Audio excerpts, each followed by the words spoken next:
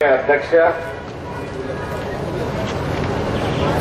श्री मनोहर रहाणे जी, Bharatiya Janata party के प्रदेश के उपाध्यक्ष श्री चेनभाऊ संचेती जी, आमदार डॉक्टर रंजित पाटिल जी, आमदार हरीश पिंपळे जी, श्री दिलीप पटोकार जी, श्री तेजराव थोरात जी, श्यामराव शेलार जी, 2G, 3G, JW जी, सभी मंच पे उपस्थित हुए जी। किसको पूछा क्यों रे भाई 2G क्या है? अरे बोले 2G तो पीछे रह गया साहब, अभी तो 3G चालू हो गया। कितने सारे घोटाले ये हिंदुस्तान में हुए और आज हम लोग आपके सामने इसलिए आए तो आपके बड़ा अचरज लग रहा होगा। हुसैन साहब, आपको लगा कि क्या हो गया कि आज अचानक भारतीय जनता पार्टी बालापुर शहर में आ रही है और सभा ले रही है? कोई चुनाव तो सामने है ना, कोई लोकसभा का है, न कोई असेंबली का है, न कोई नगर पालिका है, न कोई जिला परिषद का चुनाव है, फिर भी भारतीय जनता पार्टी की सभा है। क्या वजह है इसे कि यह सभा लेने की वजह? आज 11 साल हो गए हम लोग देख रहे हैं, 11 साल से महाराष्ट्र में कांग्रेस और राष्ट्रवादी की सत्ता है, आघाड़ी की सत्ता। 11 साल हो गए, कम साल नहीं हुए, करीब करीब 6 साल हो गए हिंदुस्तान में सोनिया जी के नेतृत्व में कांग्रेस की सरकार चल रही है। अब इतने 11 सालों में हम लोगों को क्या मिला? जो चुनाव में वादे किए कहां तक सरकार ने पूरे किए? चुनाव आती है तो बार बार वादे करते हैं, यहां तो मुसलमान समाज अल्पसंख्यक के समाज भारी संख्या में है, बस चुनाव आया कि आपको बोल देते हैं चिंता मत करो हुसैन भाई, हम लोग आपके साथ है, सारे माइनॉरिटी का रूप बदल देंगे।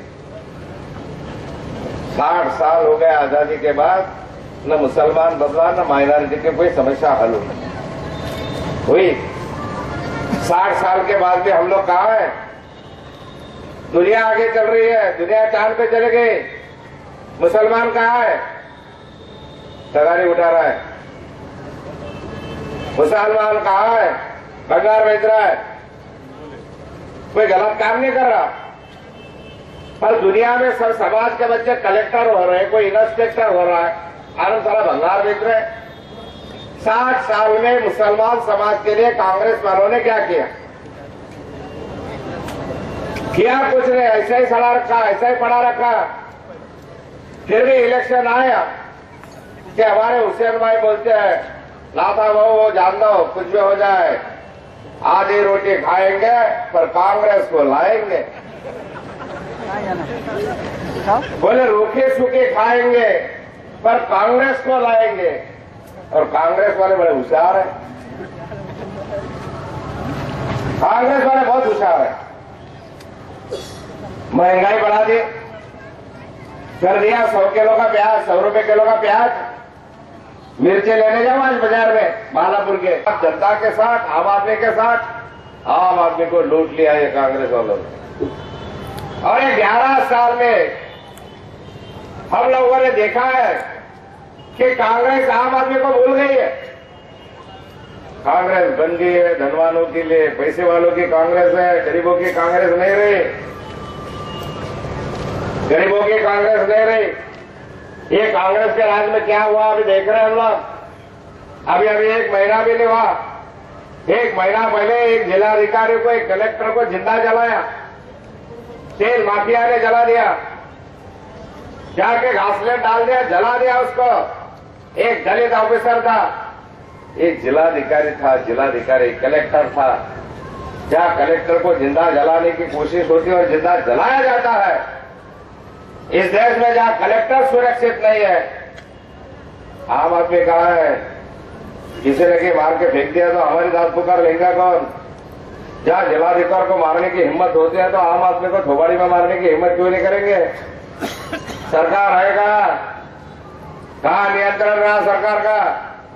तेल माफिया बढ़ गए। गली गली में देखो तो रॉकेल में मिलावट होती है, दूध में मिलावट होती है, घासलेट में मिलावट है, हल्दी में मिलावट है, चाय में मिलावट है, मिलावटखोर बढ़ गए। और तेल माफिया इतने बढ़ गए कि जिलाधिकारी हत्या कर दी। जिलाधिकारी की हत्या करने के बाद सरकार जाग उठी। अरे जिलाधिकारी की हत्या हो गई, दूसरे दिन से पुलिस आ गई, गांव गांव तक ढूंढने लगे, इस पर धाड़ डालो, इस पर रेड डालो, इसको पकड़ो, इसको डालो।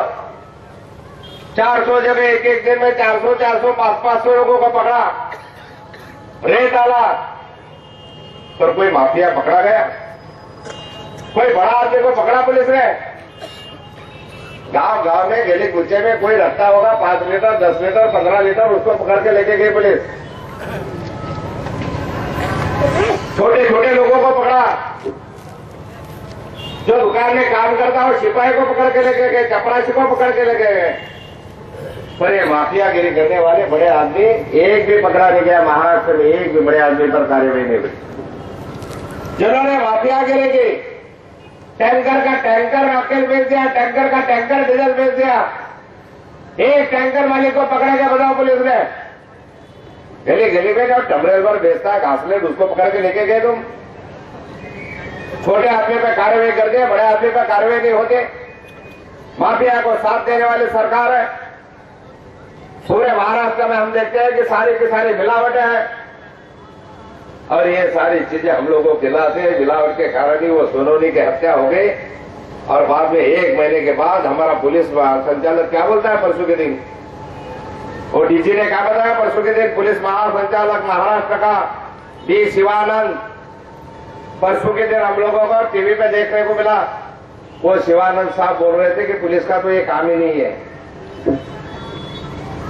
पुलिस का ये पकड़ने का काम ही नहीं, ऐसा बोल रहा था। तो महीना भर क्या किया फिर तुमने, क्यों पकड़े? पर शिवानंद बोलता है मेरी जिम्मेदारी नहीं है, मेरा ये काम नहीं है, मेरे पुलिस का ये काम नहीं है। महीना भर पकड़ते रहे, पुलिस का काम अगर ये गुनेगारों को पकड़ना नहीं है, माफिया को पकड़ना नहीं, तो हफ्ते जमा करने का काम है क्या पुलिस का?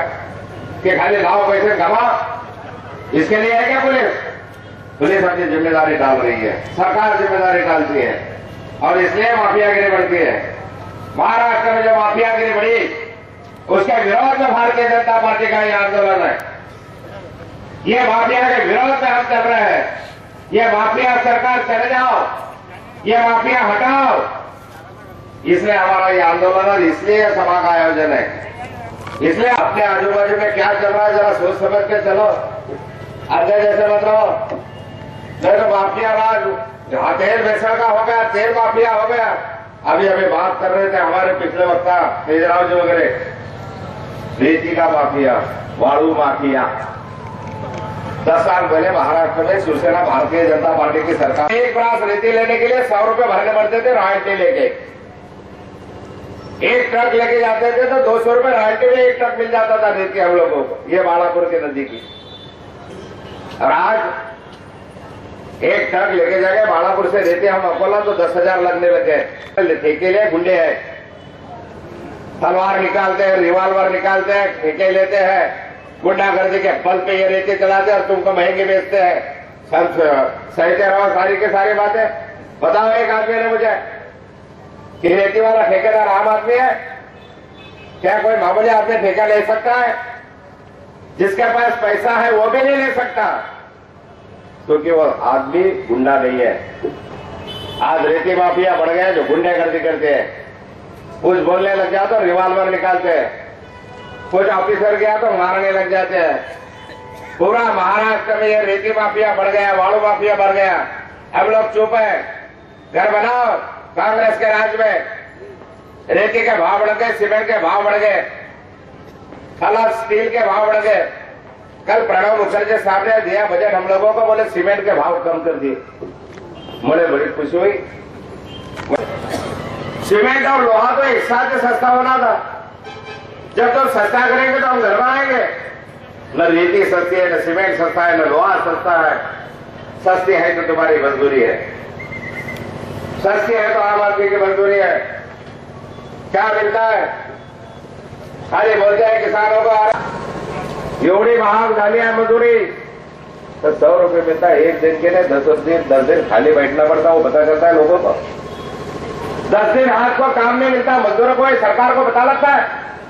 सरकार खाली बोलती है एक दिन हम लोगों ने 100 रुपये रोज दिया, पर 10 दिन उसके हाथ को काम नहीं मिला। गरीब आदमी कैसे जिंदा है, कैसे जीते हैं लोग। 2 रुपये अनाज के लिए 2 रुपये अनाज होना है, इसलिए लंबी लाइन लंबी कतार लगानी पड़ती है। मुझे दो मुझे क्यों छोड़ दिया। अरे कांग्रेस की सरकार है, 2 रुपये किलो का अनाज मिलता है, गरीबों को मिलता है। साला जिसके पास बिल्डिंग है, जिसके पास ट्रैक्टर है, फैक्ट्री, उसको 2 रुपये किलो का अनाज है, गरीबों को मिलता है 2 रुपये किलो का अनाज। जो वसीला लगाता है पैसे वाला है, उसको 2 रुपये किलो का अनाज है। पीला कार्ड उसके पास है, तुम्हारे पास है क्या पीला कार्ड? जिन्हें वसीला लगाया सरपंच के पास, नगराध्यक्ष के पास, उसका है खार। आपको नहीं है, आम आदमी के लिए कोई योजना ही नहीं है। फिर भी बोलो लाता वो कुछ भी हो जाए, रुके सुखे खाएंगे, पर कांग्रेस को लाएंगे ना। और ये आंखें खोलने के लिए हम लोग चल रही है। घोटाले ये रेती का घोटाला है। मैं तो मुसलमान भाइयों को बोलूंगा चाहूंगा कि कांग्रेस को तो आपने खड़ा नहीं करना चाहिए घर के पास। कांग्रेस वाले को तो आपने दरवाजे पर नहीं खड़ा रहना चाहिए। महंगाई बढ़ गई, मैं माफ कर दूंगा। साले गुंडागर्दी बढ़ गए तो मैं बोलूंगा साफ कर दो, पर मुसलमानों के साथ ये कांग्रेस वालों ने धोखा किया। मुसलमानों की वक्फ बोर्ड की जमीन इन्होंने हड़प करके रखे। जो वक्फ बोर्ड की जमीन है, हजारों करोड़ रुपए की जमीन है, कब उस्मानाबाद में, औरंगाबाद में, मुंबई शहर में, सारी जगह है वक्फ पे जमीन। सारी जमीन ऊपर ये कांग्रेस वालों की नजर पड़ी। और जो खुदा के लिए दी, जो हमने मजहबी कारण के लिए जमीन हम लोग को दी, जिन्होंने दान दी कि कहीं ईदगाह को सजाओ, कहीं कब्रिस्तान को बनाओ, कहीं हमारे वहां मदरसे खड़े हो जाए, कहीं हमारे समाज के लिए योजनाएं वक्फ बोर्ड की ओर से मिले, बच्चे पढ़े, बच्चे आगे चले, इसके लिए वहां से पैसा मिले।